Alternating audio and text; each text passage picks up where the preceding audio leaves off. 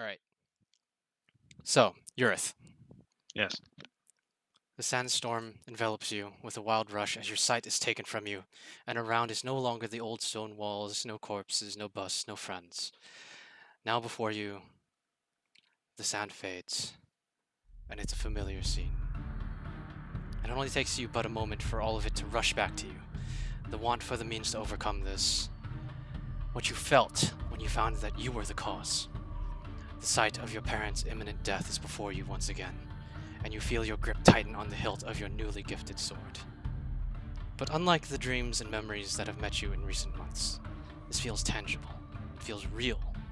Rather than the feeling of helplessness that comes with struggling against a dream, your movements and thoughts are cohesive, not guided, but your own.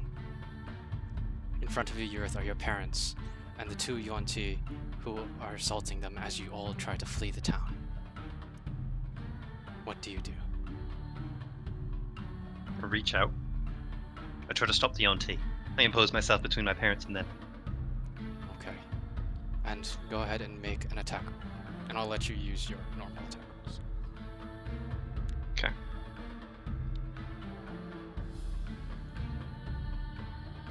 Plus 9. They're gonna see me do attack rolls, but so be it. Okay. That's fine. 27. 27. Yeah, it's fine. They can see it. Whatever. 27. As you go and you see one of the Yuan-Ti leap and strike at one of your parents, you get in between them, you take the blow, and you slash its head off. And you feel your magic start to surge within you. It's there. It's present. It's not you in your weak form. You have the power now. You have your strength. And the second Yuan-Ti goes for your mother. With ferocity, I stop it, like the prior attack. Go ahead and roll with advantage.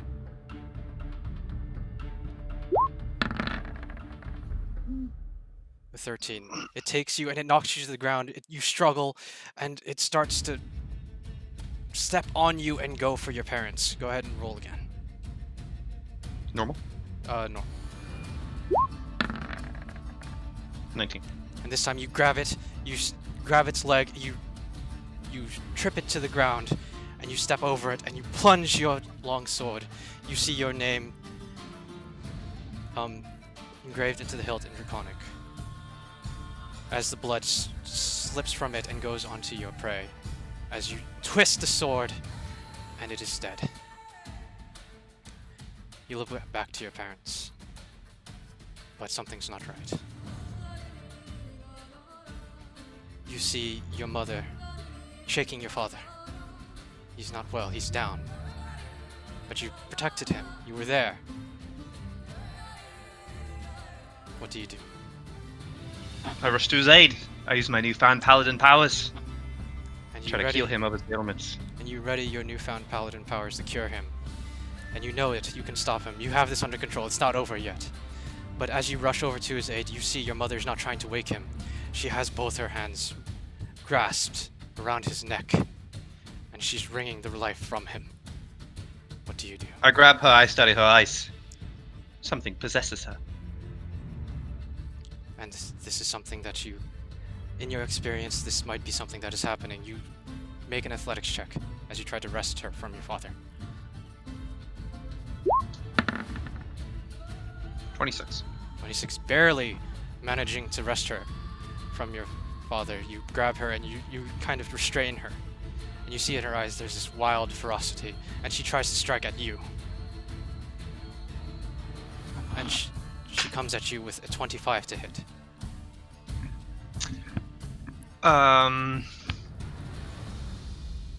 Yeah, I'll shield. And you use your new powers again to take her from you. And you see her.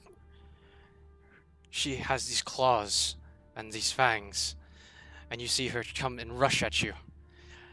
And while you're trying to stop her, you see your father grab your leg. And you hear him say again, "Son, fight." As the sand explodes from under your feet, explodes from your father and your mother, and you're enveloped once again. Your surroundings are now nothing more than a golden torrent. You can see out of the corners of your vision 2 locations. One, your companions in the room that you had just been in, similarly being assaulted by golden sand, and the other, a dark, gloomy landscape of dead, barren trees and grey soil. A dark, abandoned 3-steepled church. You see shambling corpses roaming a corrupted township, and also a birdman starting to be assaulted and overwhelmed by undead. Which way do you go? One way is my companions, and the other way One way is... is where you came from, and the other is this other scene.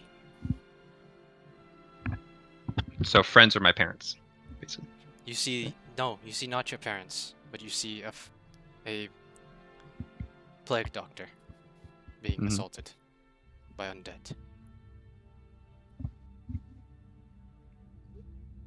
Or my friends. Or your friends. Who are not in peril. They seem to be... You see them struggling, and you see them just standing there.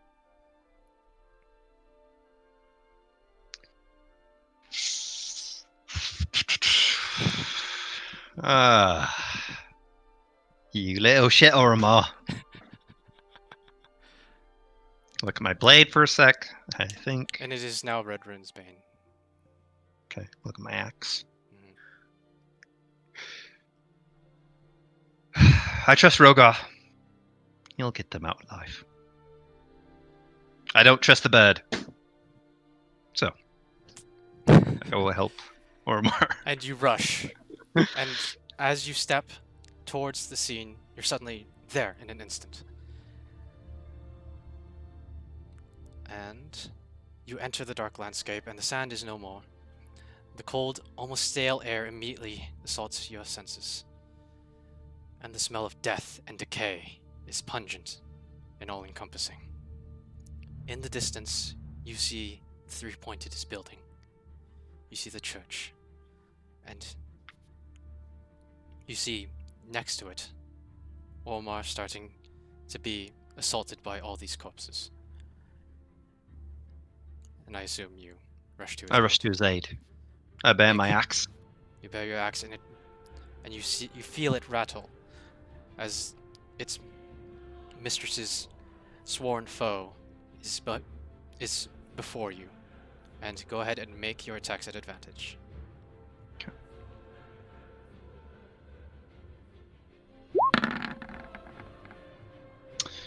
That would be a 25.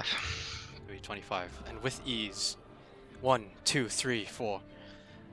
With your prowess and your might, you slay most of these, and enough to give. Now you are 100% certain, Oromar, time to release spells of his own, and you quickly get rid of the imminent threat. Around you there is many, many undead still, but for the moment you are safe. And standing to his feet now. Well, that was mighty nice of you. Well, Urith, where did you come from? I don't know. I thought I was I the only one left.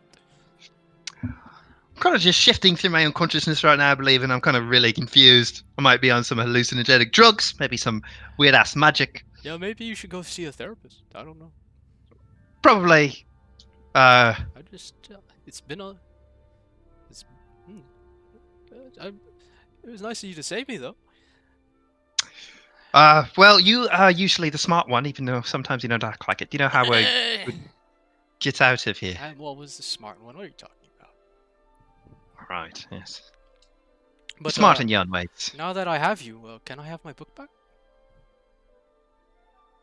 Your And book? you look down, and you see Oromar's spellbook is firmly attached to your belt. Well, I don't know why I have your book, Oromar. But it is not mine. It is yours. I go and I unhinge it from my belt. and there's a confused look on his face. And he takes the book from you. And as he takes the book, you, in the distance, see the church.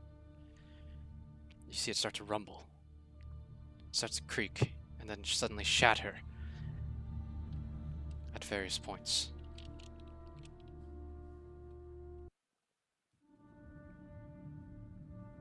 Nope.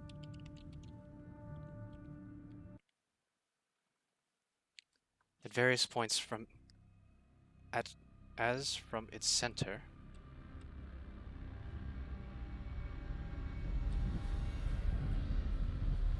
you see now a tower, dark and menacing, starts to rise hundreds of feet into the sky.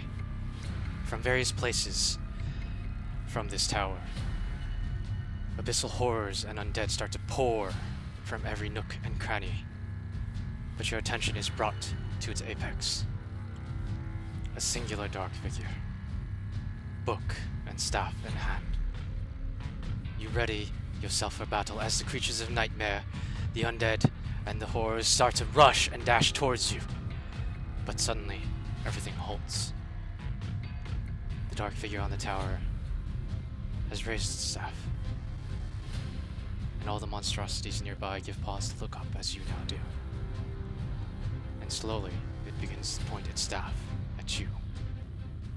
In an instant... Oh, what the hell? Anyways.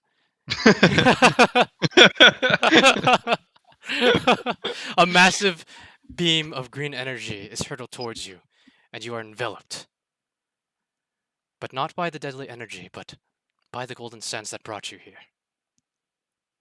And that's where we're going to leave off with you. Okay. I don't know what the fuck that means, but some. So do you think I